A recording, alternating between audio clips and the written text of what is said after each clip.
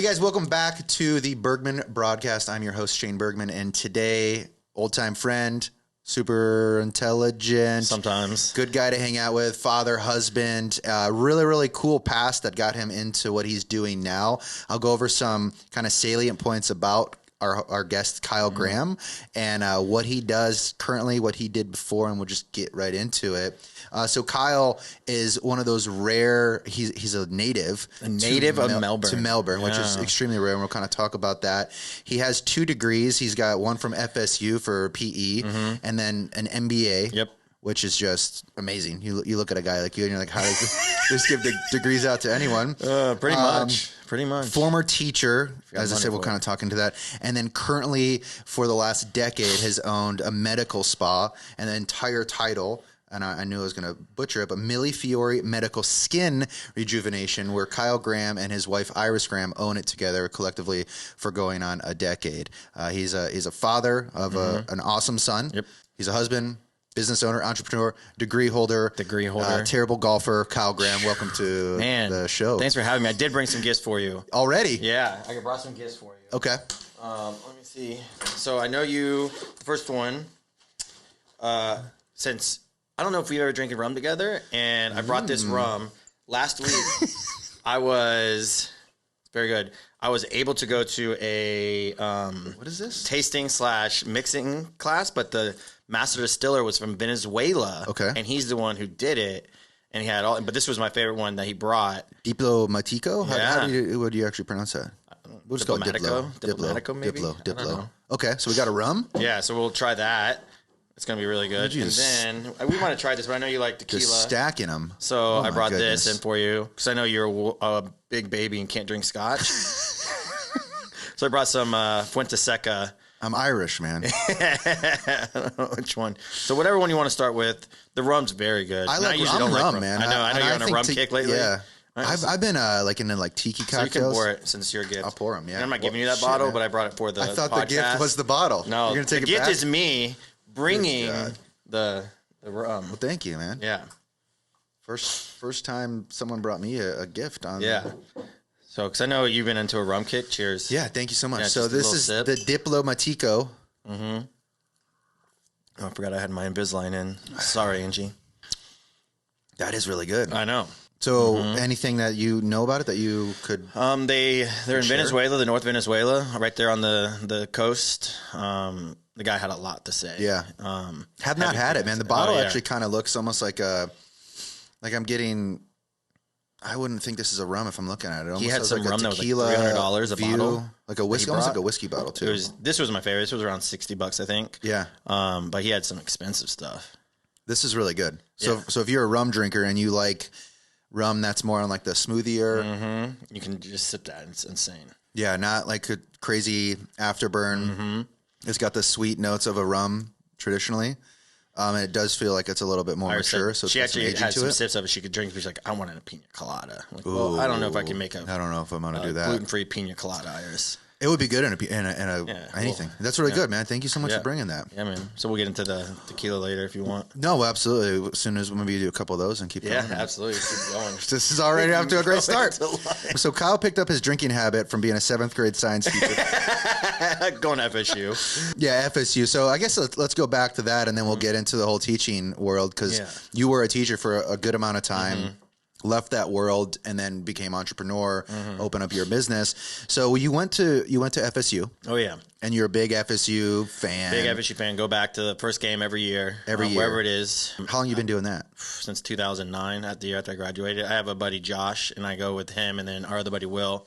We went to New Orleans last year for the game. I've been to Dallas, What game? So just like, so we know game. What game is it? The football game. Okay. The first game of the year is always it used to be a big one, but now they're starting. So this year it's in Orlando against LSU. So I already have tickets for it. Okay. So we go back to that. We used to go to the basketball games every year too, but it's just getting harder and harder because we all have kids. And that drive isn't, 5 hours, 4.5 hours. That's it? Yeah. Usually I'll go to St. Augustine the night before, guess where they all live. And I'll stay stop there. Yeah. And then hang out with them and their kids and their wives and drink a little bit. And then and it's a 2-hour drive from there, so it's not too bad. And we've talked about, like, I've maybe given you some shit about it. Like, I don't understand, man. Why? Yeah. You graduated college, let it go. Get out of that. Yeah. But, like, you're a huge fan. I mean, if one looked at you without a shirt on, they would think you're the biggest.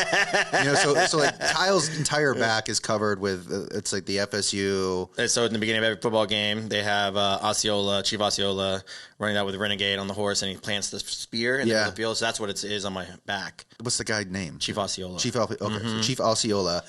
So Kyle's entire back, it's his entire back, not just like a sliver of it. His whole back is that tattoo. And I think you were on ESPN for that. I've been on a few things, yeah. So one of my friends, Pat, hooked that up. I mean, someone put it on one of the FSU's Facebook page, and it got, I mean, their most ever hits. People were and then people were now like, well, here's my tattoo. It was a cool thing to see. It's a huge, and how long was a tattoo did that take? I'm 45 hours in. I mean, I haven't done it in about 5 years, but Javo, he always, we need to finish. I'm like, Dude, 45 hours on your back. Yeah. That shit, that's got to suck. I mean, I did about probably 6 hours at most in one setting. At a time, and then you go back. And then I go back. And Javo's local tattoo artist, you can turn me on the Javo as an artist. He's got a few of your tattoos. But yeah, that was a fun process. And it's just, there's for like 4 days, you don't sleep well, and it's hot. It's got to hurt. Yeah, especially when it starts healing. Is that your only tattoo? Your first tattoo? Yeah. Your fucking whole back? Yeah, so Javo and I, we created, and it was for bartering. He used some of our services, and like one day I was just sitting there talking to him. We were friends, so we had him over one night, and I was like, yeah, I would. He's like, oh, what do you want a tattoo? I was like, this would be cool. This cool design. And literally 2 days later, he's like, I got something for you, and he showed it to me. I was like, that's it. Like he took what I was saying and he like put it together. So he did the art on it. Shit. Yeah. And it was funny. When you're getting tattoos, they put the stencil on or whatever. Yep. So big. We had to go to back then with Staples, Office Depot, but they both are closed now. And he had to print it like 20 times over and for like over. the full sheet. Yeah, because it was like this big, and he just had it took him forever to get the angle and everything. It was funny. That's a crazy first tattoo to get. Just for the record. Yeah, and it's sober doing it. So. And you were sober, dude. Yeah. No thanks. No thank you. So big fan. You're maybe a mediocre. Mediocre. Thank you. Yeah, this is fancy. You guys can't see what we're drinking. You definitely can't see in the coffee cup. It's in there. You have something in your coffee, sure. So big FSU fan, graduate there. You were in a sorority, right? Camouflage for life. Yeah. So you're fraternity, and I know because you got some of the bros because we've hung out with those guys too. And where I want to go with this is kind of like the correlation that you and I have had these conversations about how I don't have that. I wasn't a college graduate in the aspect you were. I went online, and that's where I got my degree. Was never part of a college fraternity, and so from my outside perspective, kind of looking in, I'm like, it seems interesting that you would like hold on to something like that, and you've come back with some really good counterpoints. Yeah. So do you want to talk about like why? Yeah, so we've had that conversation a lot. We talked about, well, you always were, why are you a big fan? And when it comes to a fraternity itself, so at Tallahassee is 45,000 students. Yep. It's a huge city, huge campus. So you're not just going to go there and try to like, you'd float along if you didn't do certain things. So when you join a group or whatever, it shrinks it down. Then when you graduate, you have, I guess it's pride, kind of like when you are in the Navy. We've been out and you see sub guys. Yeah. Oh my God, you like, where were we at when we were at? Was that New Year's Eve up in Jacksonville where you used to talk to that guy for like 30 minutes? He had the pen. Yeah. All because he had the submarine pen. Yeah. Right during the fireworks and everything. Yeah. It's kind of like that. So if we're out, and that's a good memory, man. Yeah. I remember everything. I would have forgot about that. Yeah. Because we just made fun of you at the time. This fucking just guy. trying to erase that conversation. I thought you were going to make out I with him. left my family to go talk to some guy. I actually was with him at 12 o'clock. I know. We made fun of you. At midnight. I was like, where's my wife? Yeah. I thought you were going to kiss him. Yeah, maybe I did. So it's kind of like that. So when you're in the street or whatever, and you have your Florida State shirt on, and someone crosses you, and they're not wearing, it happens 2-3 times a day if I'm wearing it. Go Knowles. It's just something stupid, but it happens. So it's almost like you're in the Navy with that brotherhood. You're a Seminole fan. Out and about, you can talk shit about Gators and Hurricanes. It's just something to feel a part of, I guess. We all want to be a part of something. Yeah, so I think that's human nature. That's it. And so you go to the games. We love, even my wife likes going to the games for the pregame stuff, tailgates, drinking, food, everything. She loves that part. She doesn't even like the games. But she likes the camaraderie, the atmosphere. And did she go to FSU? So both of you graduated around the same time? She graduated. I went 5 years because I partied too much. For a semester, I almost got kicked out because I drank too much and partied too hard. So it took you 5 years to do a 4-year degree? Is that what that? And then it's like a 2-year. You get your 2-year undergrad, and then you have to do a specific 2-year. So it was a 1-year extension because of just being Drinking. a fucking degenerate. Oh yeah. And then night Iris was a party. And Iris she did 4 years or? She was a good girl, so she did 4 years. And you and her met in high school. Mm-hmm. And then graduated the same year? Mm-hmm. Which year was that? 03. 03. And then immediately to FSU? Mm-hmm. I had to go early because I didn't have the best grades. There's a theme here. I mean, I had like a 3.6 at high school. Just they said if you want to come up here, you got to go in the summer, which is cool. Yeah. Summer in college is way better than other times. It's slow, but it's fun as hell. Summertime's awesome. A lot more things to get in trouble with. No, that's so you guys graduated high school at the same time, then went to college. I mean, mainly 90% of the time we're there together. And then you lived in Tallahassee, I'm assuming, for that. And then you moved back to Melbourne? So when did you move back to Melbourne? When did you... So I graduated in 08, stayed... So the last year and a half, 2 years, while I was getting my degree, I worked for pizza as a pizza driver. Okay. Fucking great job. Yeah. Way too much money for being someone in college. You make too much money. Yeah. Didn't want to do that. Came back, that was, 08 when everything was crashing, so there was no jobs for anybody. Became a substitute teacher for a semester, a bunch of different schools. In Brevard County, though. Okay. And then I got hired as, I guess, a 7th grade math teacher had a stroke. Yeah. And they're like, can you come and finish the rest of the semester? I was like, sweet.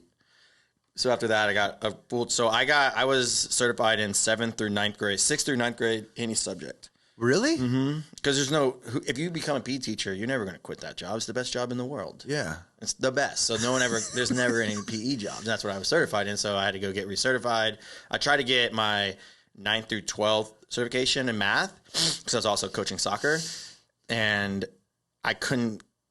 It goes through algebra, geometry, but then there's trig, and then there's calculus. The calculus part just I couldn't figure it out. No. And I was studying on my own. I just don't want to do this. So I didn't realize that when they certify teachers, is it typically like that where it's like general, like you don't really have a subject? But you have to pass that test. You have to pass. I mean, it's a test on math, science, everything. So you gotta know your shit. If you get that thing, you can teach any of those grades, any of those subjects, and it opens up any subject from 6th to 9th grade. So then you were now all of a sudden a mathlete. Right, so you're in there, 7th grade math teacher. 7th grade science. Science? Okay.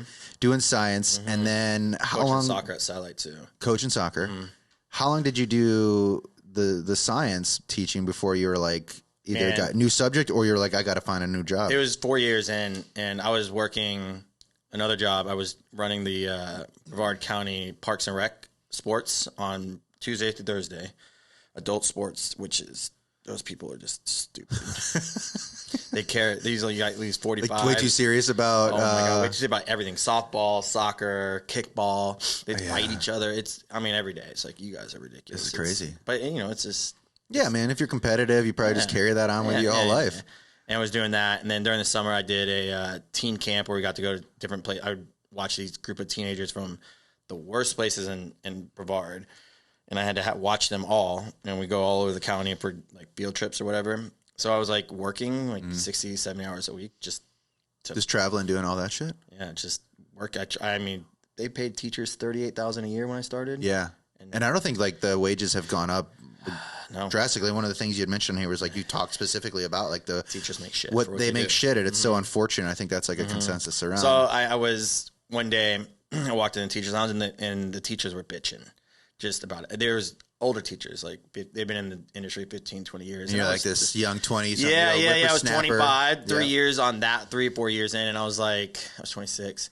I looked around, I can't be that person. I grew up, if I ever hated something, and I didn't hate teaching, I just hated all the bullshit that came with it. And like, parents were the worst. Administration's the worst. And I hate bosses anyway because of my personality. I can't be told what to do. Yeah. And I've come to know that, and it's whatever. And fire me up, tell me what to do. I'm like, no. Nope. Even if I was going to do it, I'm definitely not anymore. Not anymore. Definitely not no, now. Sir. No, thank you. Yeah, you can do it. Yeah. So I literally that night I went home and I was like, what am I going to do? I can't want to teach. And I got this ad from FIT. Get your MBA. You don't have to pass the whatever test to get into master's program, and it's online. Do it while you work. And I was like, all right. So I applied. They accepted me. And a week before school, got out, the principal was like, we need you next year to, he knew I was coaching soccer at Satellite, that was my passion, is coaching. I was coaching the high school team. And he was like, we need you to do these after school programs and this and get your IEP, something kind of thing where you have to do all this extra work and blah, blah, blah. And I was like, you're going to pay me extra? He's like, no, we need you to be a team player. I was like, I'm not coming back next year. Congrats. You're not doing that. Like, no, thank you. So I was like, damn, what am I going to do? So that summer came, and I was still getting my MBA, or I was in school.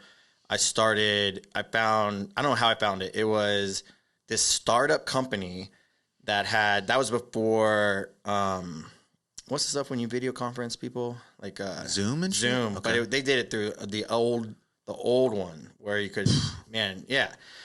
It was 2011, 12. Okay. 2012 when that was just starting. I was teaching from 4 a.m. here till 9 a.m., making like $40 an hour. Kids in China, English, but their subject matter in English. Okay. These kids were fucking genius. They were like 13, 14 years old. That's incredibly smart. Yeah, like one kid actually got invited to California because he won China's robotics, and he finished second in the world in California. Because you probably taught him. No, he showed me. The best thing I shouldn't tell you. So back then, do you remember the Canadians where that food channel on YouTube where they ate so much? Oh man, the Canadians? Yeah, they were in Canada. The guy, he got super popular. They made huge like burritos, or they would buy like 1,000 cheeseburgers from McDonald's and make one thing. Oh, yeah. You know what I'm talking about? Big beard. Do you know?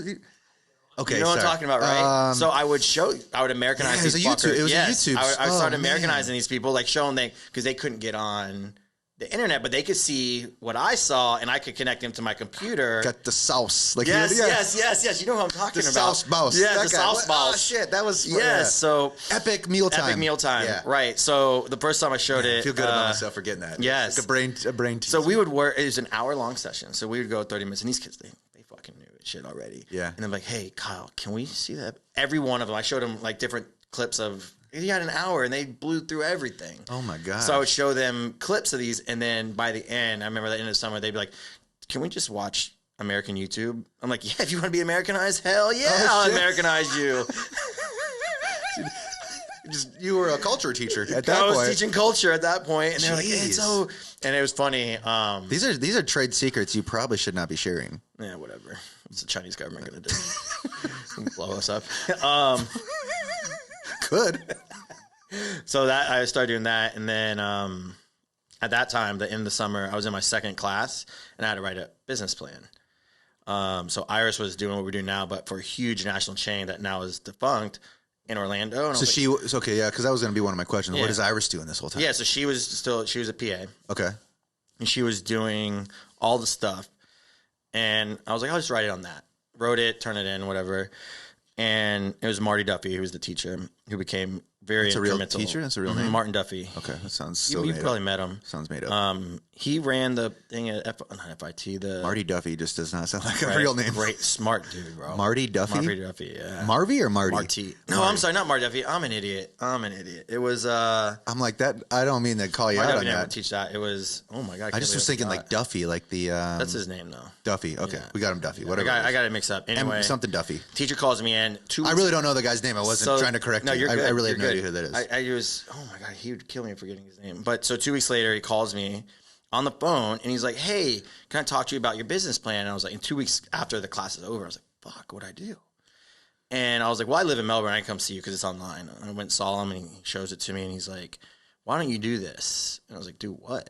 Like, the business. Run the business. And I was like 26, 27. I was like, okay, guy, whatever. Sure. And literally 2 days later, Iris's company sent her, they were like, we wanted you to go to Miami next week for this huge medical spa conference. Okay. And I was like, all right, I'll do it. I'll go with you. Let's go, right? So we're down there meeting the doctors, and there's a void. And we met the people who make our tattoo removal laser, and we started talking to them. And being in Melbourne, there's tattoos everywhere. Always has been, always will be. I mean, I'm tattooed. You have tattoos. Yeah. And so they're telling us the laser costs $350,000, but they'll give it to us since they've only sold 3 at that time. And like, oh, we can get to you for like $130, $140. And I was like, I bet you can. So I came back, and I went to 10 tattoo shops, and I asked every artist, how many people come in for tattoo removal? Because that's where I would go. Yeah, you're collecting data, yeah. Yeah, and they each said every day, minimum 5 people. And I was like, well, I already know the other business, the Botox, everything is super popular. Skincare, especially in Florida with sun damage, is always going to be thriving. So I was like, this would differentiate ourselves and still going to get my MBA. So I was like, all right, I'll do it. So I wrote this business plan, and you ever seen Shark Tank? Yes. So I figured out SBA gives out loans for startups, businesses, if they have this, this, and this. So I was like, okay. So we had our mortgage through Wells Fargo, which was with Covey at the time.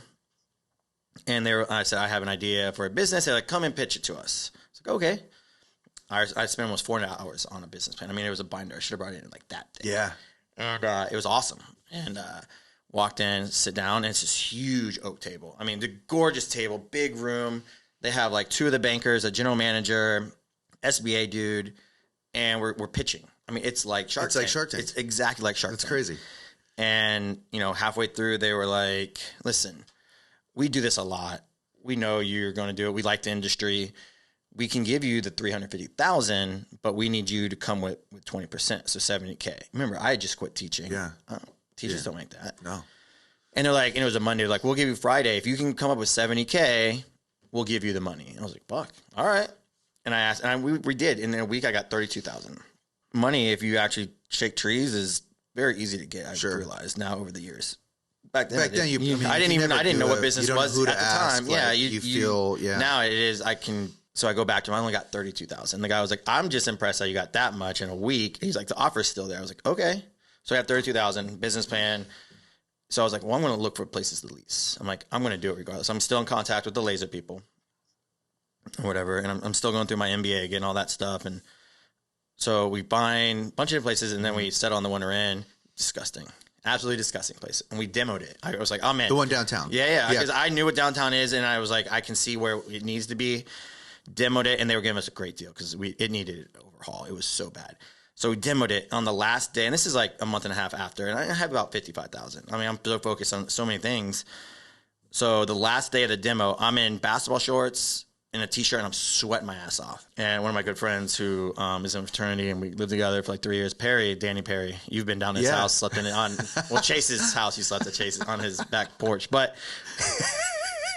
Let's try the tequila. Yeah, let's go to that. Let's drink it. So you're demoing some shit. So he calls me and he's like, "Hey, I just wanted to let you know I talked to." He's a banker. I got a new one.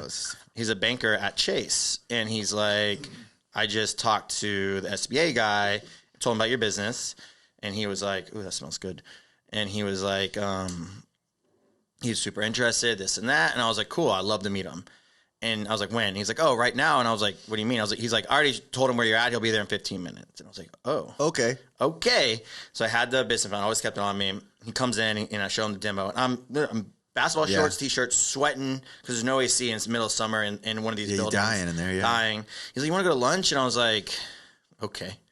And so we go to lunch. We're eating a slice of pizza next door. And he's like, so I'm just going to give you the money because you're going to do it regardless. And I'd rather you have my money than someone else's. So he literally hands a piece of paper, just sign it, and we'll give you the money. That's how it happened. And then you get the money. You buy the laser. Let's try this. Yeah. Because, okay, so the tequila. It's good. Fuente Seca. Gosh, I would have fucked that all up. Fuente Seca. 2018, 100% agave. Wow, looks like it's got some elevation to it. Okay. Yeah, it's really good. It's in the mountains. I don't know how many years this is. I think it's a 10-year. No way. They have a... Not the Blanco. No. There's no color to it. I don't know. They have a... It's good. They have an 18-year. It's like $900. It's amazing. I don't have it, though, obviously. I do love tequila. That's a good tequila. Yeah. Oh, so you get the laser. Yeah, so we're still building it out, and they're like, okay, we have the laser, and the bank pays in, because they don't actually give me the $350. So you have to, like... Go through the bank for you the have purchase. to get, like, every invoice comes in, and you're just connecting people. So they're still building out. We hire, John Lohman, and he had just started. It's funny, we started practice at the same time, and he built out Millefiori, Lohman Brothers. And they were like, oh, we'll mail it to your company this week. And I was like, can't. It's not built out. They're like, we'll send it to your house. It comes in. The laser? The biggest fucking box. and it weighs like 600. You know those big like wooden a crate, boxes, like a big crate. It's exactly what it is. And I was like, all right, so this, $350,000 piece of equipment's in a crate in my front door, and we have no like alarms. We have, just chilling there. Yeah, in my old house. Yeah, in that first room, I was like, God damn it! I mean, just like, what are we doing? What are we doing? It's happening. Yeah, and we're going for it. And then, it was a roller coaster. And we opened, we brought it back, and we did for 2 months a lot of marketing leading up to our opening. So right when we opened, we had clients lined up. Only for tattoo removal? No, for everything. We had an so you were offering everything. We had an esthetician, we had Iris, and we were offering everything. I mean, our first day we did $1,000, and which was amazing. Like, I couldn't believe it. Yeah, I feel like most of those spas, if they had opened up, like they'd be lucky to get a client, right? They'd be like one client lucky. Like we just hired an esthetician, and she was like, "At my old job, I saw one person a month." Do you think you were able to get such? And you've been pretty steady since, or like I know, like we've grown. Oh man, I think last year was 32% year over year. Mm-hmm. So from year 1, year 2 was 20, and then year 2 to year 3 was 40, and then it was 40, 40, 40, and then dropped down to 15, and then 10, and then last year was another 32. It was wild. That's crazy. Mm-hmm. So in the spa world, like I imagine, I don't know if there's a lot of them out there, but like you guys, by doing all that, you think by doing all the marketing beforehand and like investing in really good equipment, like that was what kind of set you on that trajectory? We were the 10th people in the world. So they were selling that laser tattoo removal in America or in US, Canada, England, and Australia. We were the 10th people. So that's why they really wanted us. So they were even like, we're going to pay you if we call you to sell it for us. Wow. So, like, to give results, to do that, do this. So, like, now I meet these people who sell things. They're like, oh, this doctor can talk to you. I'm like, I get it. I know your game. Yeah. I don't need to talk to a fucking doctor. Yeah. I'm good. And I didn't. When you're saying like I've never seen the application of the laser. I'm thinking like this, like maybe a bigger pen. Oh no, it's like a huge thing, and it's intense. They say it hurts 10 times worse than a tattoo. The removal does. Mm-hmm. Shit, man. Yeah, but it's fast. It's da-da-da-da-da-da. It's like a huge laser, and it's she just runs it's a picosecond. It's like so fast. It just breaks your ink up to little parts. I know some people that have done that. Whether like you should probably get your lower back tattoo removed on that one. I don't have a lower back. I have a back tattoo. So you're doing laser removal, Botox. I've been in for facials. Quite amazing. We'll admit that. Stuff. And what else? Like what other things? Oh, anything. We have lasers. We have skin tightening. Ultrasound stuff. Radio frequency. We have PRP now, which is brand new, which is selling like crazy. What is that? So they get a bottle of your blood. Okay. Mix it in the machine, whatever it's called. I forgot what it's called. The pallet. So they get the pallets out, and then they inject it. So I also put it in thing and inject it with a treatment, and it's working like crazy. So that's what back then when Kobe Bryant hurt his knee and he went to Europe to get that done. And because it was illegal here, but in Europe they're allowing it. That's what the athletes were doing, flying to Europe. PRP. It was different. There's something called different. Like, but yeah. So what we've seen really good at it, we have a ton of men doing it for hair growth back.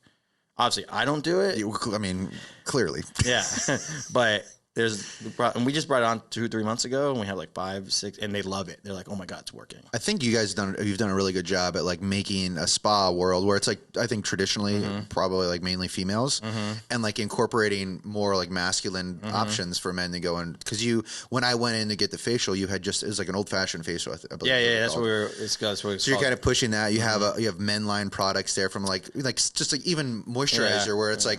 I never used to use face moisturizer, and you're the one that like you're like, hey, I own a spa, but like you weren't like selling me on it. You're like, it's probably good for you to have that. So like, whether you're redhead, you get red all the time, dude, and you drink, and all those things where it's like you guys offer all those products. It's actually been really really helpful. Did Rebecca get burned this weekend? Did she? Yeah, she did. Oh my god, Iris is like, can you please put the lotion on me? I put it on. She's like, ah! She got burnt that bad?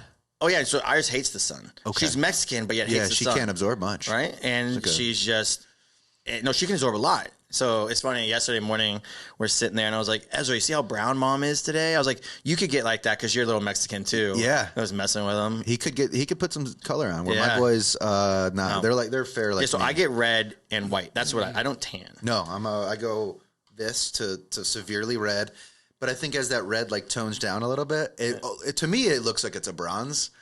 It's not though. Like you might be biased. No, I'm just like, oh, this is that is my tan. It's just a less red. It's like a hue of red with maybe some like my normal skin coming through. Something I did want to ask you about with you and Iris working together. So you own the spa for 10 years. 10, yeah. Almost 11. And you guys have worked together in that capacity for a long time. What is that like? In the beginning, it's learning how to do it. Yeah. Right? So we have now, like, I could tell you in the beginning, it was hard. You know, it was in the beginning, our first 6 months, it was 3 of us. It was me, Iris, and Ashley. Ashley was esthetician. You've met Ashley. Yeah. So she was a part of Millefiori when we first started. She used to be like, the parents are getting in a fight, and would walk away. It's interesting because you have to have those hard conversations. Yeah. And it just happens to be your wife. So in the beginning, it's tough. You can't bring over business. Like, you literally have to set a time. Blurry. That's a blurry line. So if we need to have a business talk, we'll set a date. We're going to talk the next hour about business, and then it's done. And then also during business hours, we stay in our lane, right? She's the practitioner. I'm not going to go tell her how to do any part of her job. Okay. I'm not going to set her schedule. I'm not going to do that.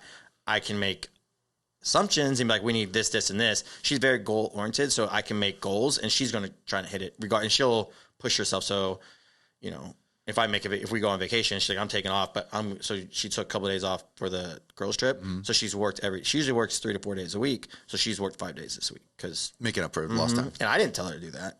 She just understands. I would never tell her how to schedule. But on the flip end is once she starts coming and getting her hands in the marketing and the numbers and the business side of how to so someone's like, what do you do for the business? I manage our growth now and I manage the profits. Okay. And then the numbers and all that stuff. So the business side, where like Iris is more on the operation. Yeah, and I've taught Iris how to do the business side. She's very smart. Yeah, she is. But once she starts like giving her opinion, I'll be already 10 steps ahead of whatever she thinks we are, and then she starts giving her opinion on something we've already nailed and we're done. I'll be like, we're already past that. She's like, well, I want to talk. I don't want to talk about it. Yeah, I'm already done. And that's husband wife stuff. This communication already is already off there. So it's like, that's if we start intertwining, that's when it just loses itself. So we've really conditioned. So Angela's the mediator, practice manager. So she is very good. She'll talk to me. She'll deal with Iris. So then she'll bounce ideas off both of us. So we don't have to deal. That's, I think, the number one is her. So in like the shortest context possible, if you have, for anyone listening that is a husband and wife combination that either they're running a business now or thinking about it, what's a piece of advice you can give them? Stay in your lane. And if you are going to talk about it, don't just bring it up. So there would be times if I'm doing something at home, working. When we first started, I would work 7 days a week for 5 years. I would be doing something on my computer, and she would try to bring something up, and I would get agitated. And if I'm already agitated before the conversation starts, it's not going to go well. No. It's really not. So you have to, and vice versa. She's doing something, I can't just bombard her. You have to set a time. Go, you know what? Tonight at 7 to 8. We can go to the coffee shop or we can go get ice cream, but I need to have an agenda, just like any other meeting. Have an agenda. We're going to talk about this. Professional agenda. Keep it professional. If you're at dinner, you can talk about it, get done, and you go back to dinner. That's our bread and butter right there. We can talk about it. It's done, over with, we move on. Okay. And with me is, with men and women, I think, is like how women need to talk about something over and over again, whereas I don't. And it's funny in our office, like if I hold a meeting, they're going to be 15 minutes long. Like, I don't need to, and I work with a bunch of women. So at my meeting, they're always like, that was so fast and great. I'm like, yeah, I don't need to keep that loop. You kind of hit your point. Yeah, I've done and moved on. And then they can, I'm like a hurricane. They pick up the pieces and deal with it. Well, that's, I didn't really know like how that communication would go between you and Iris with that. It's something that like I've known you for a while, and I don't think. I'll get back to this, but like how we met, I always bring that up on the show, so it's one of those things. But like understanding like how your communication style is, like I know you enough to know that like you're pretty direct. One, like you're gonna speak your piece.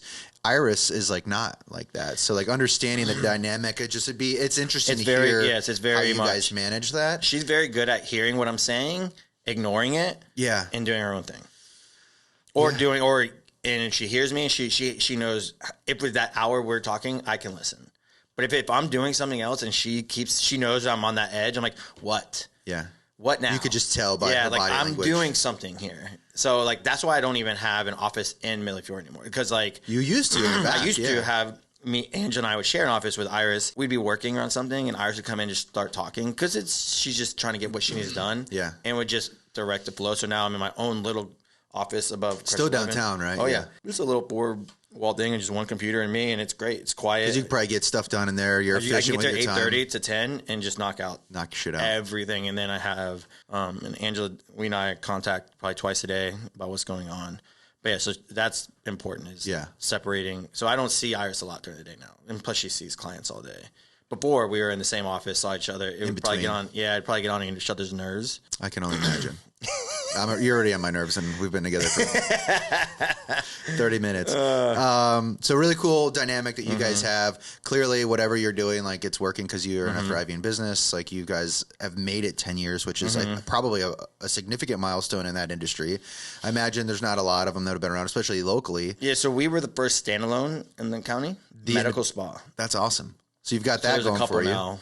Your branding's awesome. Millefiori, like the naming on that. Do you have a story behind that? So that same conference we went down to, we were like, let's just open it. So we're in some boring ass speaker. I mean, this guy was talking about who knows. Who knows? Yeah, you're just hearing it. You're not really listening. Yeah. So Iris and I were talking like, what would the name be? And so she, when she was at FSU, took a class on pottery, and one of the techniques was Millefiori technique, and also means 1,000 flowers in Italian. She just liked the word. And we must have spent 20 minutes writing, sat down, and came across that, and that was the best one that fit. 1,000 flowers? In Italian. In Italian. I didn't even know. And it's a pottery technique, too? Yeah, or something. Do you know the technique? You can look it up, I'll look it up. I didn't know. No, it's a beautiful name. Yeah. I like the colors you guys have. It's one of those, it's like fun to say. It just sounds luxury, and it's different from everyone. Every city has the same spa name, so we didn't want that. We definitely didn't want that. Yeah. And it's come a long way. Now we use Eric. For a lot of our, pretty much all our marketing now. Yeah.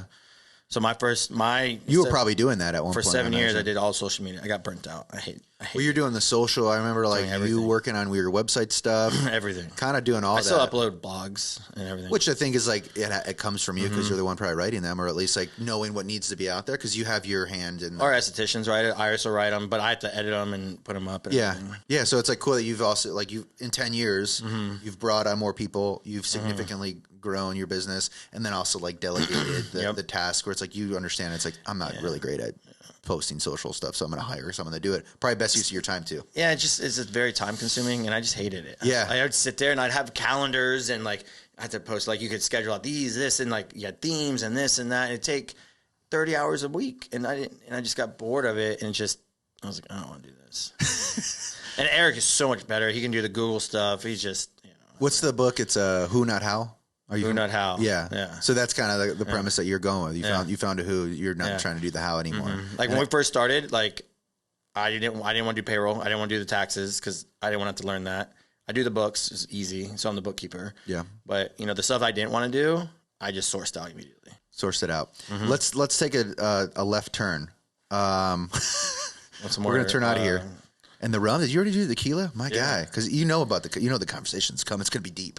It's the only way I need to get there. So like my empathy level is 0. It's about to be 2. I'm gonna get you empathy of 2. We took this trip I'd say 5 years back to Asheville. Do you remember that trip? Yeah. You guys had just gotten pregnant. Yeah. Before I tell that story, how long have we known each other? Too long, probably 7 years. Do you remember where we met? 905 Cafe. Was it for the first time with who? Was it Eric? No. It was another realtor. Was it? Yeah. She thought because you were just about to start 321 Millennials, and she thought you could. So she brought us together? Yeah. Really? I actually don't know. I feel like a bad friend for not knowing. So Cassandra. Well, I remember the 905 Cafe. We went there, and I guess that would be around the time that 321 Millennials was created. Yeah, you were just starting it. Yeah. You hadn't really started it yet. No, it was like a concept at the time, just like a networking. For those of you that don't know. We just started talking mad shit. Yeah, just spilling it. Like, I already hate this guy. What do I got to lose? And I don't think that... she was like, oh my God. Probably, I think everyone had to leave because of that. But I feel like that's been like a thing that we've had in our relationship where both of us know, like, we can talk shit. Both of us can take a lot, but can also get into like a point where we both like appreciate each other. Yeah. So I met 7 years ago, 7 or 8 years ago, because that's when 321 started.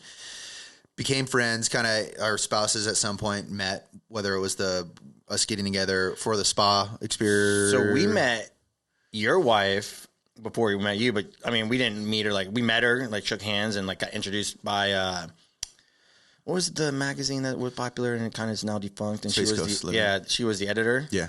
They had some big party, and it was literally our, like, second month in business. We were trying to learn how to network, so we got invited. We weren't advertising them, but they were trying to get us to advertise, so they invited us.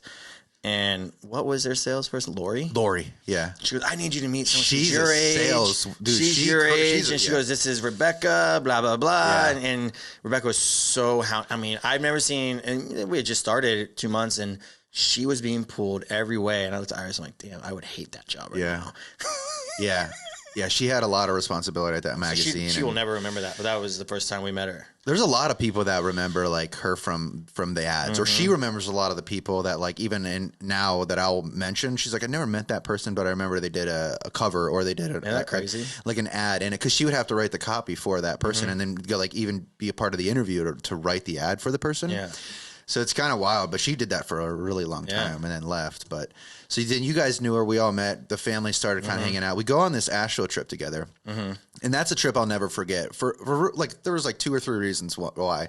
The first one, because we went ziplining. Do you remember Best that? videos ever that you have. Your maniacal laugh, like you have this loud cackle to we were you. Going 45, 50 miles We were an hour. jamming on that, and we tried to get the girls to do it, but they weren't about that. Rebecca couldn't because she was pregnant. Iris is not about that life. When we just found out like she was pregnant, and we were staying at the cabin together, and I remember like I think we were in the basement of the cabin. And it was super cold. I don't know if you remember. And we saw a bear. And then we tried to go like whitewater rafting down it. Like I was really sad on that. We never did. You guys left and we went, and Iris almost died. She was not happy about it. No. But it was one of those trips like really fun. It would be cool to go back, bring the kids. We jumped on that brewery tour, even though we weren't invited. We just started drinking. Like the girls were shopping at the thing, and we were like, hey, let's just jump on this tour and start drinking all the beers. That was, gosh, I can see the branding on the name of it. Oh my gosh. Sierra Nevada tour. Was it? Yeah, because they had just built a distillery. Because they have Sierra Nevada. There was Fat Tire out there too. There's a ton of them out there. Before they got super popular. What a cool area, man. Yeah. But great trip. So we go on that. We had recently found out we were pregnant. And like going into that trip, like Rebecca and I like had talked about having kids. And I feel like we had those conversations with you guys. And I remember at a point like you and I were like, fuck that. Like not doing it. Yeah. And then you have a son now who's really, really close in age to Ethan. Like a month and a half away. And so what was there something that you guys had that conversation or changed or like, because we never talked about this. I don't know, man. It just, it seemed like we were at a good spot with Millefiori with our lives. And, before I could never even see us. We were so inundated with Millefiori. We couldn't, but at that point we were like, all right, we're now getting to a point where we're paying ourselves more, where we could, take a break, and that'd be fun to do. Try to have the practice is the best. The practice is the best. Yeah, I mean, maybe for us, maybe not for them, but definitely not for them. Yeah. I think that's what it was. Is just we were. Have you ever had tequila in your coffee? No, I'm Irish. Oh my god, the Irish coffee. And with a cold brew and tequila. Oh, I just do tequila. Anyway, it was just. We decided before that, we were like, all right, we can start trying. And the day Iris knew, she was asleep. The day she knew she was pregnant, it was funny. She was asleep. She was asleep when she got pregnant too, probably. Probably. This fucking guy. Motherfucker. I'm sorry. It was a good one. Zing. Zing. She was asleep in the guest room, and I was like trying to wake her up. I was like, Iris, get up. We got to go. And she finally was like 15 minutes. Like, I couldn't wake her. And I was like, I've been trying to wake her at 15 minutes. She looks at me, she's like, I'm probably pregnant. And I was like, what? She's like, yeah, when people get pregnant, they fall asleep and they can't wake up. And, really? Yeah. And so she tested positive the next day, or tested positive, or whatever. That Holy crap. Yep. And then was there like, what was the initial reaction? Cool. You're just like, sweet. Sweet. I'm excited about it. Yeah, I'm pumped. I don't have those crazy exciting and crazy downs. I try to maintain it in the middle. You're just like, all right, cool. We're going to have a kid. Like, how do we, what do I got to do? What do I got to do? Like right now, I mean, you have Ezra. What are, like, done? Yeah. Yeah. Oh, yeah. He's one and done. I mean, when you get perfection, That's true. I'm still shooting. I'm still trying. I know. No, I think one and done. We're done. And how is that now with Ezra? Like that changed the way, because you guys basically were doing business and we're growing significantly. We're still growing. It's changed? different. He goes to the same school as Ethan. Yep. They were in the same class for a while, but guess it's not school, it's daycare. They consider themselves school. It's school. I don't know. Whatever. People celebrate the graduations for that stuff. I think that's crazy. He will not be doing that. You know, I was at a Brad's the other day, and he had the VPK sign, like my child just graduated VPK. In his front yard? No, he didn't have it in the front yard, so he had it, and I was like, man, I think those signs are a little ridiculous. And he's like, me too. And I was like, of course Brad does. And I was like, it's not even like the sign there. For me, it's OPSEC. And Brad's like, bro, me too, which is Operation Security. And I was like, what you're doing by putting that sign in your yard, you're letting people know you have a young child. Yeah. And I was like, I post my kids online, so like I'm already breaching that. But it's like if you have a fucking sign in your yard, like people are gonna read that like, oh shit, you know, predator. Hey, what happened in Vieira? Did a kid get hit? Yeah, on your street. Yeah, no, it was right in front of Stonecrest. Stonecrest. Yeah, he was crossing. He was riding his bike across the crosswalk. What happened to him? I think someone leaving Stonecrest broached the crosswalk and then popped the kid. Oh, he's fine though? Yeah, he's good. Okay, good. He went to the ER. The family already kind of like put a little post out there. I wanted to ask you that. I didn't told you. No, I mean, because I think Kim was trying to leave to go pick up her car from our house. Yes, so that's Iris was dropping the girls off. Yeah. Yeah, with Brad with the sign in his yard, didn't put it there. We talked about this Operation Security thing, but it's like one of those, like they celebrate the VBK. And I told him, I said, I bet you $1,000. You know how that got popular, right? But, well, I said it's a marketing thing. But you know why it got popular? It's because there was no kids in school. So people felt bad that they weren't having graduation. So they started, look it up. That's when everyone started doing the signs. That's when those sign companies popped up, was during COVID, the lockdowns. To celebrate that? To celebrate graduation, because they were in school and they didn't have graduation. They didn't have all the stuff. But people liked it, so it's continued on. I think it's pretty cool, but like my mind went to like Operation Security, and then also like it's a marketing move for the school. And Brad's like, no way. And I was like, I bet if you look at that sign, it's got the name of the school on there, 100%. Did it? Yeah. No way. Yeah. And he's like, oh shit, you're right. A third of the sign says Amazing Explorers. I said, yeah. Like they're not just gonna give you a sign for free, dude. Like it's distribution of it's marketing. Oh, so the school actually gave it to them. Yeah, they give it to all the kids just to put up. It's a marketing expense, 100% from that business standpoint. It's 100% a marketing move and it's smart that they've convinced all of us it's a way to celebrate our child, which it is. This might come across as negative, but my marketing brain is saying it's advertising. I mean, we both probably agree that graduating even using the word graduating VBK is kind of. I don't know. I don't think I'll celebrate a graduation for Ethan and Eli until I think maybe high school.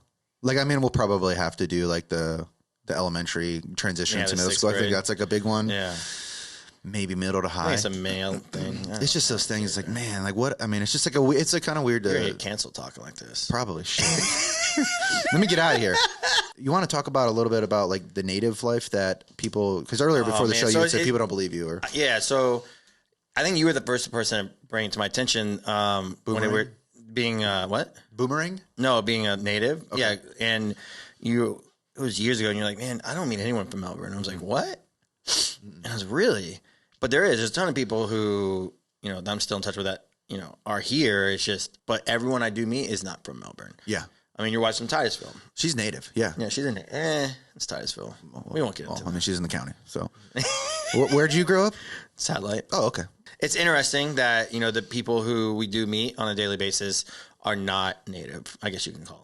I think the like natives in Brevard it's like 1%, or there's some really low statistic about people that actually live in the county, were born here and raised here. Do you think that's in any county? I think in cities that people they stay around, and I think it's probably more prevalent maybe in the West Coast. And you're right. So you know the people growing up, well, that's used to call it Melboring, right? Would hate on everything, and I always wondered, I'm like, well, what do you want to do? Like, why would you call it? What are you trying? Are you trying to be a club? Because, I mean, I have no idea if there's clubs. I'm too old for that now. Yeah. But there's a ton of stuff to do. There's water everywhere. There's parks. There's so much to really do. And there's just a lot of, you know, Wickham Park has an event, it seems, There's tons of things going on there. No, I mean, there's no doubt. There's no disputing, like, Brevard County, what it is now. It is leaps and bounds compared to what it was when you grew up here.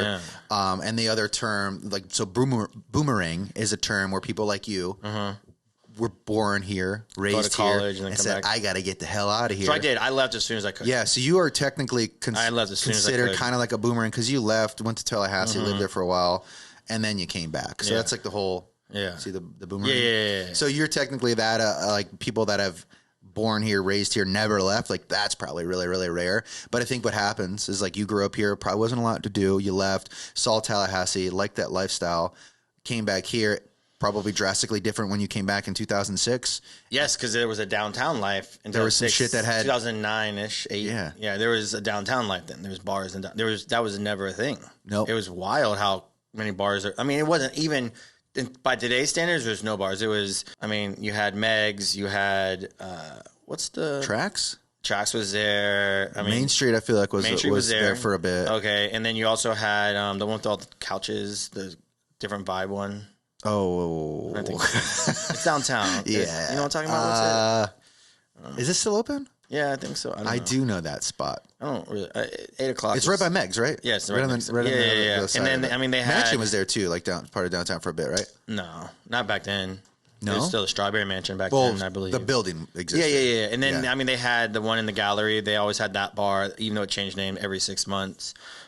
Trashy place, but it's the whiskey. Debauchery? No, it's whiskey business now, which is cool. Yeah. That always changed names. But you've seen a really cool evolution of downtown. Even since we started, I mean, you know, because you were in the heart of downtown. Yeah. So when we first started, homelessness was really bad. And that was one of the initiatives for all the people who started Main Street then was we need to figure out how to, Jaren Eisenberg started, she hired someone to come in and this guy came in and like lived with them for 2 days.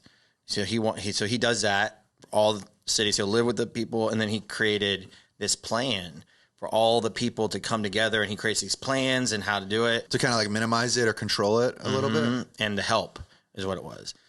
Offer solutions for homeless. It wasn't just like a lot of people just move them out. It was help, and that's what they need. They need help for whatever. A lot of mental. So they through Main Street and him, they hired a psychologist just for downtown, and then there was more, but COVID killed a lot of. I remember because you guys were hitting that for a year or maybe 2, and then and then COVID killed everything. Yeah. So, but even then. The homeless is really bad. It's a lot better. People say it's bad now. It's like, shit, you should have seen it before. Yeah. And, you know, the high rises now are coming. The hotel, the apartment. There's another one behind Millefiori being built right now. It's going to be like a high end. And then all on Melbourne Avenue, all those condos on the water. There's another one coming, I guess. The downtown growth has been pretty cool to track. Even EGAD's going crazy. EGAD's growing. Like, I'm not really that in touch with downtown. Yeah. I just like focus as much as I can on Vieira. Yeah. And it's like, I got a small little brain, man. I can only pay attention to too much. I know, you're a commercial guy. I get it. I'm a commercial agent. You like your commercial things. You know, your Texas Roadhouses and your big into that, man. I do like Texas Roadhouse. Ezra loves it. You can't do that anymore. We've talked about that. Oh man, that's good. It's good for the wood though. That's why they started doing that. You're an idiot. I swear to you're an idiot. So you take the oil from the peanut shells when you throw them on the ground. When people step on it, they smash out the oil. It's actually good. It seasons the wood that the floors are made out of. You're full of shit. I promise you. I mean, it makes sense. It does on the surface. Man, have you heard this? It makes sense on the surface, right? It does, but. Yeah. You're not allowed to do that anymore, but they bring you like a bag where you got to keep it on the. No, really? You don't bring your boys to Texas Roadhouse? It's the greatest place on earth because it's loud as fuck. No, I haven't. They can yell. They can. Oh, it's fantastic. I haven't been in a Texas Roadhouse, and Ezra will eat like 4 rolls too. They'll eat all the rolls. Dude, I'm telling you, bring the boys there. They can throw shit. I think they lost me at the peanut stuff. I can't throw peanuts on the ground. I don't want nothing. You can throw peanuts at your son. I'll throw them on the ground, man. I'm gonna rebel. That was the best part about that restaurant. I mean, yeah, the food's okay too, and it's on the cheaper end. But you guys don't go out. You guys get Uber Eats every night. Yeah, I don't want to take them to restaurants. I'm being honest. I don't want to. All right, closing remarks. Yeah, you have a really interesting background of being a teacher for a long time and having that kind of coaching mentality as far as sports concerned. Now you are raising a young child.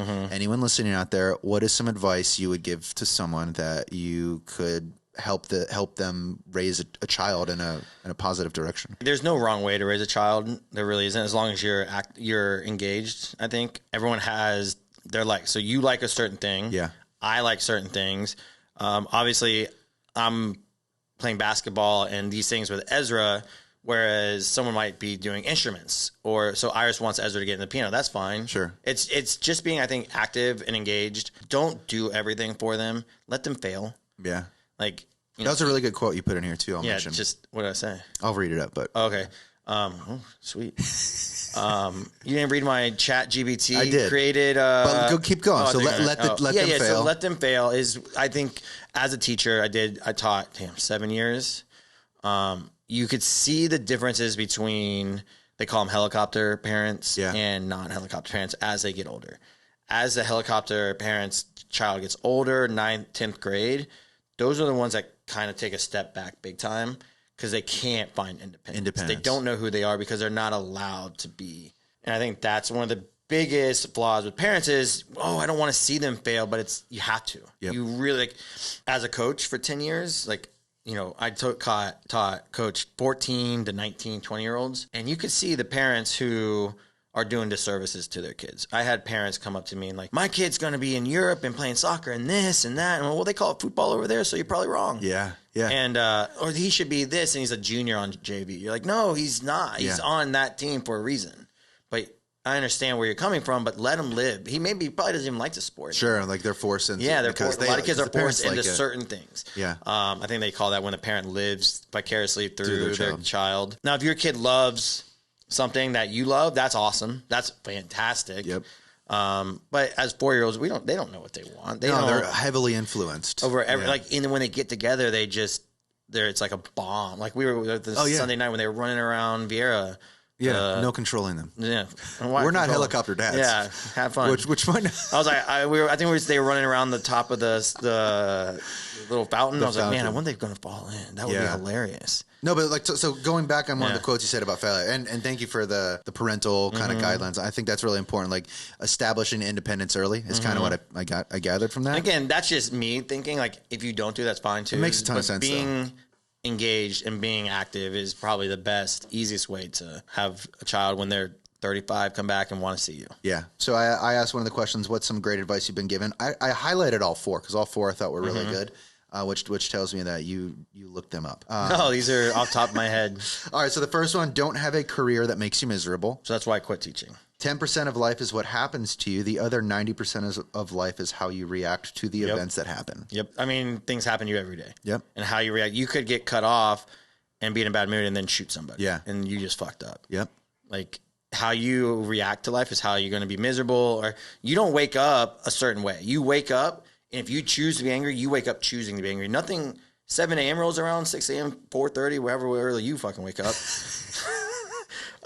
You're not waking up I'm pissed. Yeah. You're waking up choosing to be pissed because you're an asshole. I'm waking up tired. Yeah, I mean that's because it's 4:30. And then I get in the cold plunge. Just had to make sure I put it in this one, Ben. Just so your listeners to make sure. I'm gonna make sure I mention it. I mean, but we did talk Friday about how you're not doing your push-ups correct, and Fred showed you on the. Did you see that I've changed them? I know. We talked. Did you know that? I actually texted Fred the other day. I'm like, did you see Shane's push-ups today? Yep. Yeah. I changed them. Yeah. I know because he made fun of you. Fred gave me some shit about doing I'm like, push-ups. All right. On to the third one. Then we have a fourth one. Then we're done. I promise, guys. A good mentor or friend is worth their weight in gold. I think we've been lucky enough to have some of the best mentors. I mean, I said Marty Duffy earlier. Yeah. Ellen Little was astronomical. Yeah. I think I always instrumental to your growth. Yeah. Both the same. Yeah. Someone we both know, Alan Kershaw. Yeah. He taught me what it truly meant to network, and he's a networker. I know, and he's funny because people are like, how do you get these mentors? And today, Jim Farish from the Mansion, I can sit and listen to him talk about business all day. Yeah. People are like, how do you get him? I'm like, I don't know. I just drink with him, I guess. I don't know. No, you have a good approach, and I think people that from a mentoring standpoint, they want someone that they like to be around, know that your intentions are correct, right, that you actually want to learn. And I think mentors can read that shit. Yeah. Any good teacher can understand. And it's not like you're calling them their mentor. You're just absorbing as much as you can and really quality time. So Ellen plays ukulele. She plays stuff all these ways. I've gone to a couple of her things, and not because I feel like because it's awesome to hear her play music. It really is. She's talented, and supporting that, I think, people appreciate. Yeah, and I think people really miss the boat when it comes to you go up to someone, I want you to be my mentor, and they're like, you're fucking weird. A job. Yeah, interview? You're fucking weird. I think people missed the boat on that. Yeah, the approach is off. And I don't know how long you talked to Alan. He has a million stories of just crazy English. Oh, his story. Yeah, he's got a story for everything. I know. And I don't have a long ear. I don't know if that's the same, but like he talk a lot, and I'm not like get him drunk is the best. The last great piece of advice, and it's my personal favorite on here. Failures are only that if you didn't learn. Mm-hmm. So we fail every day. I don't care what anyone says. We make mistakes. We do so much stupid shit in our lives, and if you don't learn from it, then I mean, you met Paul before. Paul. I don't know how you're gonna put these out, but I mean, he had great stories about failing, and and what his intentions are today because of what he was. And I talked to him before I came in. We talked for like 15 minutes out there. He just great stories, and I think he learned what he wants because of his failures. He didn't keep doing it, and sometimes we do. We fail again and again. And that's life. But it goes back to the other quote you said. So with failure, right? Like failure the relationship with failure should be healthy. It should be viewed as a learning experience, learning opportunity, not something that someone gets into. And like the quote you said, 10% of life is what happens to you. The 90% is how you respond. So that's also coaching. When I was coaching, I would look at the team and I'd be like, wow, you guys are doing really good today. Probably maybe should fail a little bit. Like, that's cool. I've seen you do this. Why don't you try something harder? Let's push it a little bit. Let's fail. And because a lot of kids are, and we do this at Millefiori, when you get these people from, I don't want to say corporate jobs, they're so scared to fail, and they do something wrong. Like, I didn't want to do it, or they lie about it. I look at them like, I don't care. That's what I want. Yeah, like teach me what I could have done different at Millefiori, and they do, and then they mess up. I'm like, cool. How do we change it? Like, I don't care. Yeah, like I've messed up a million times at Millefiori, and the roof is still over my head. No, I think that was really great advice. Yeah. And my favorite thing is like the relationship with failure. Kyle, it's been a pleasure. It's been an honor. Thank you for the gifts. Crush this tequila. We will when that camera turns off. Absolutely. Maybe. I mean, maybe not. I don't know. Who knows? But I saw him salivating over there. Before we close out, how should we promote you? Is there what's the preferred platform, and what are the handles? We use Iris is on Instagram as Iris _ Beauty Godmother. So she does a lot of funny Instagrams and TikToks as Millefiori Skin, and then obviously we have a Facebook at Millefiori Medical Skin Rejuvenation. I think that's what it is. Yeah, it is. No, I'm so bad at that. Like, I actually had to look that up. I'm so bad I had to look it up. But if someone typed in Millefiori on both Facebook and TikTok, they'd probably find it. I think that's the only one on Instagram. Anyway. Like I track Iris's page. It's really good. Like you guys do reels pretty consistently. Eric does that for us. Hers are great. So it's Iris _ Beauty Godmother on Instagram. Definitely go follow her and check it out because her shit's pretty good. Thanks for having me, man. This was fun. Yeah. First podcast. I don't ever listen to podcasts. This was fun. Well, maybe you'll listen to this one. Maybe I doubt it. Maybe not. I lived it. Me neither. But appreciate you guys for hanging out and watching and listening. I know Kyle doesn't really have much to bring to the table, so he did supplement with some booze, but really inspiring story. I had to bring something. To the table. But there's not many teachers out there that would be as candid about what they do, because I think like it's kind of difficult to talk about, because like teachers know that they're underpaid, and I think like now it's becoming something that people are comfortable talking about, because it's not just underpaid, it's under respect, underserviced. It sucks, man. It's such an important job, and I wish there was something different about it. But I appreciate your candor on that and telling us everything about it. Thanks for watching. Thanks for listening. We'll see you guys on the next one. Cool.